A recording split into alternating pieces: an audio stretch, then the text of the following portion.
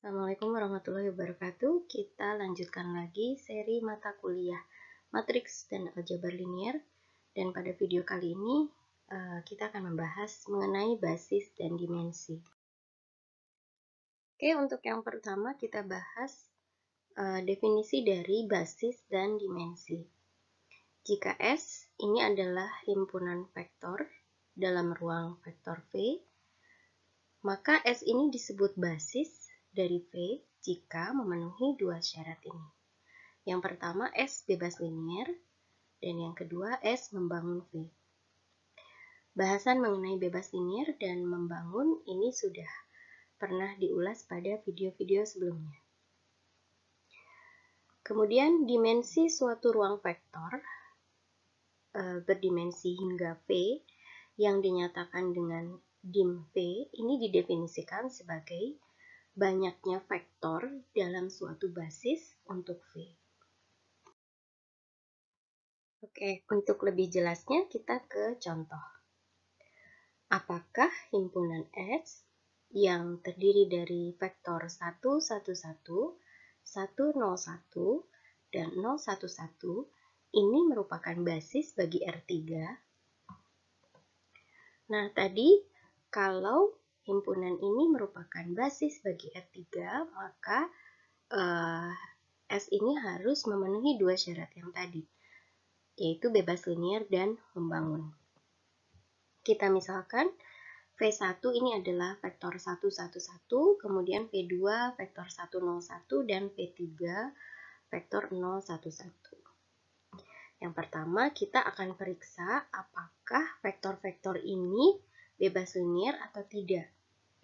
Kita ingat lagi pada video sebelumnya, sebuah vektor dikatakan bebas linier jika kita menuliskan persamaan seperti ini, persamaan homogen, K1V1 ditambah K2V2 ditambah K3V3 sama dengan vektor 0. Nah, apakah dari persamaan homogen ini dihasilkan solusi tunggal atau tidak? Kita coba perhatikan di sini K1 dikalikan V1-nya adalah 111 ditambah K2, V2-nya 101 ditambah K3 011 sama dengan vektor 0. Atau kita bisa tuliskan di sini menjadi sebuah sistem persamaan linier yang terdiri dari 3 buah persamaan. Nah, sistem persamaan linier ini bisa kita tuliskan dalam bentuk matriks seperti ini. Kita ingat lagi yang di depan ini adalah matriks koefisien. Kita sebut saja ini matriks A. Matriks A ini ukurannya 3x3 sehingga ini merupakan matriks persegi. Nah, kalau sebuah sistem persamaan linier untuk matriks koefisiennya yang berupa matriks persegi, kita bisa menentukan apakah SPL itu memiliki solusi tunggal atau tidak dilihat dari determinannya. Jadi, SPL ini akan memiliki solusi tunggal jika determinannya tidak sama dengan 0. Sekarang kita cek determinannya. Di sini saya akan menggunakan ekspansi kofaktor untuk baris pertama. Kita beri tanda di sini plus, min, plus. Ini sama dengan determinan dari 0111 dikurangi, ini min 1 ya, min 1 jadi dikurangi determinan dari 1111 ditambah 0. Atau sama dengan 0 min 1 dikurangi 1 min 1 ditambah 0. Sama dengan min 1. Nah, karena determinan A ini tidak sama dengan 0, maka SPL yang tadi memiliki solusi tunggal, yaitu K1 sama dengan K2 sama dengan K3, ini sama dengan 0. Sehingga vektor V1, V2, dan V3 ini saling bebas linier. Jadi syarat yang pertama ini sudah terpenuhi. Nah, yang berikutnya kita akan periksa apakah S ini membangun R3 atau tidak. Kalau S ini membangun R3, berarti kita harus buktikan ada sebarang vektor W di R3 ini yang dinyatakan dalam W sama dengan K1 V1 ditambah K2 V2 ditambah K3 V3. Nah, karena ini untuk sebarang vektor W, maka kita ambil saja di sini vektor W secara sebarang ABC. Sama dengan ini K1 V1 tambah K2 V2 tambah K3 V3. Ini sama saja dengan yang tadi ya. Oke, karena di sini ini merupakan matriks persegi. Ini matriks yang tadi juga, matriks A. Maka kita bisa menentukan ini, SPL ini apakah memiliki solusi tunggal dari determinannya. Tadi determinannya sudah dihitung, di sini min 1, sehingga determinannya tidak 0, maka SPL ini memiliki solusi tunggal. Jadi, V1, V2, dan V3 ini membangun R3. Oke, karena syarat yang pertama yaitu bebas linier dan membangun, syarat yang kedua terpenuhi, maka V1, V2, dan V3 ini merupakan basis bagi R3. Berikutnya contoh yang kedua.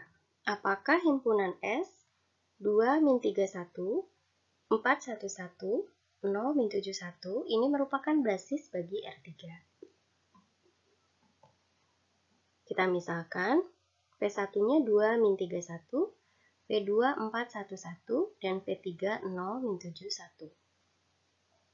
Seperti tadi ya, kalau dia merupakan basis, berarti kita harus membuktikan dua syarat, bebas linier dan membangun.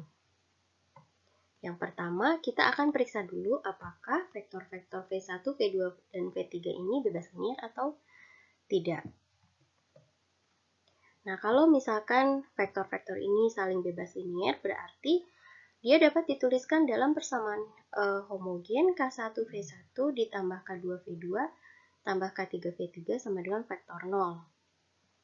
Atau kita substitusikan di sini K1 kalikan vektor V1 2-31 ditambah K2 dikalikan vektor V2 411 ditambah K3 dikalikan vektor V3 0-71 sama dengan vektor 0.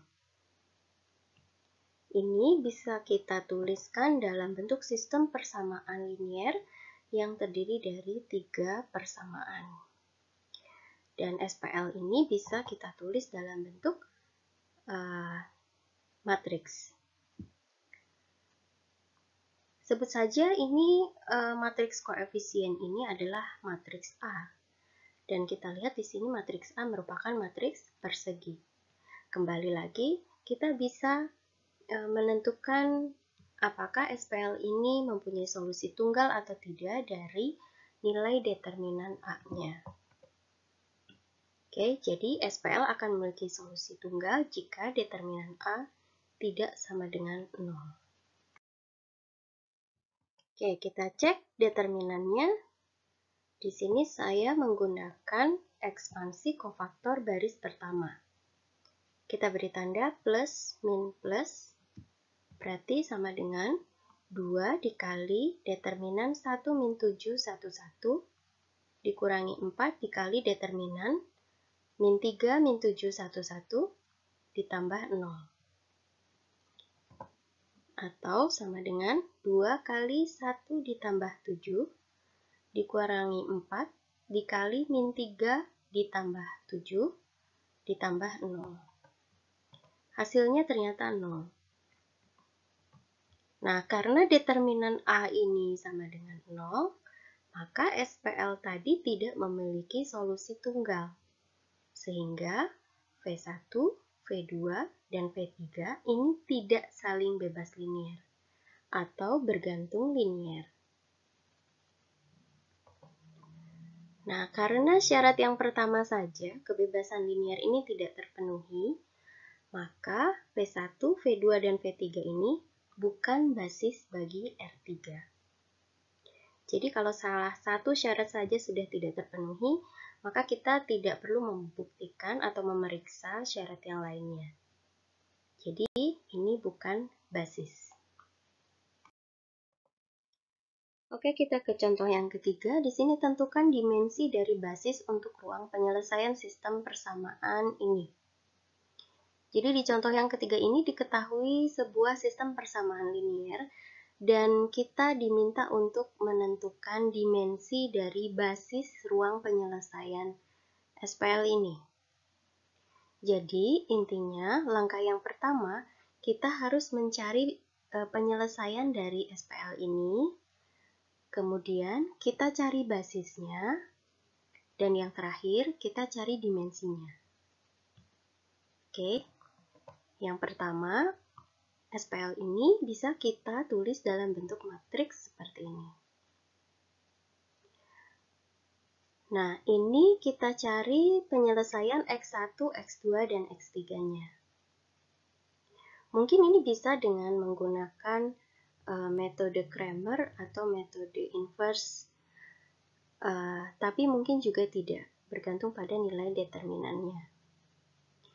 Tapi untuk mencari basis ruang penyelesaian SPL ini lebih enak atau lebih aman jika menggunakan metode eliminasi Gauss-Jordan. Nah, di sini saya tulis dulu matriks yang diperbanyak. Kita simpan atau kita taruh di sini ruas kanan di sebelah kanan ini garis putus-putus. Kita lihat di sini baris yang pertama, kolom pertama, ini adalah utama 1. Kalau di sini utama 1, berarti bawahnya harus 0. Supaya baris kedua, kolom kedua ini 0, maka 2 kali baris pertama kita tambahkan ke baris kedua. Demikian juga untuk baris yang ketiga, kolom pertama. Supaya ini 0 nilainya, maka kita tambahkan saja dengan baris pertama. Sehingga hasilnya seperti ini. 2 kali R1. 2 kali 1 ditambahkan min 2, 0. 2 kali 1 ditambahkan min 1, 1. 2 kali min 1 ditambahkan 2, 0. 2 kali 0 ditambahkan 0, 0. Baris yang ketiga, kita tambahkan baris pertama. 1 ditambah min 1, 0. 1 tambah 0, 1. Min 1 tambah 1, 0. 0 tambah 0, 0. Nah, yang berikutnya, untuk baris kedua, kolom kedua, ini sudah menjadi utama 1. Sehingga kita harus membuat baris pertama, kolom kedua ini 0. Dan yang ini juga 0. Di sini supaya ini menjadi 0, maka kita tambahkan min R2 atau min 1 kalikan baris kedua kita tambahkan ke baris yang pertama. Dan supaya ini menjadi 0, min R2 kita tambahkan ke R3. Hasilnya seperti ini. Oke, ini adalah hasil akhir dari eliminasi Gauss-Jordan. Kita bisa tuliskan di sini untuk baris yang pertama, X1 min X3 sama dengan 0, X2 sama dengan 0, yang bawah ini nilainya 0 semua. Nah, dari X1 min X3 sama dengan 0, berarti kita peroleh di sini X1 sama dengan X3. Artinya, nilai X1 ini bergantung pada nilai X3. Kalau nilai X1 bergantung pada X3, berarti SPL di sini memiliki solusi tak hingga atau non-trivial atau solusi banyak. Kenapa? Karena misalkan X3-nya adalah 1, maka X1-nya 1. X3-nya min 1, X1-nya min 1. Jadi beberapa alternatif itu bisa saja terjadi pada solusi SPL ini. Nah, kalau kita misalkan X3-nya ini dengan sebarang konstanta, kita sebut saja di sini S, X3 sama dengan S.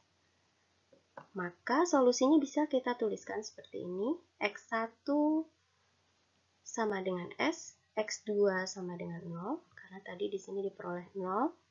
X3 sama dengan S. Atau S-nya kita keluarkan, sehingga bisa kita tuliskan dalam bentuk 101 dikalikan S. Nah, inilah yang dinamakan basis. Basis dari ruang penyelesaian SPL ini. Jadi basisnya di sini ada satu buah vektor, di sini 101. Karena basis ini elemennya hanya sebuah vektor 101, maka dimensinya 1. Jadi kita ingat tadi dimensi adalah banyaknya vektor pada basis. Oke, demikianlah pembahasan mengenai basis dan dimensi. Untuk latihannya bisa Anda coba sendiri. Terima kasih. Assalamualaikum warahmatullahi wabarakatuh.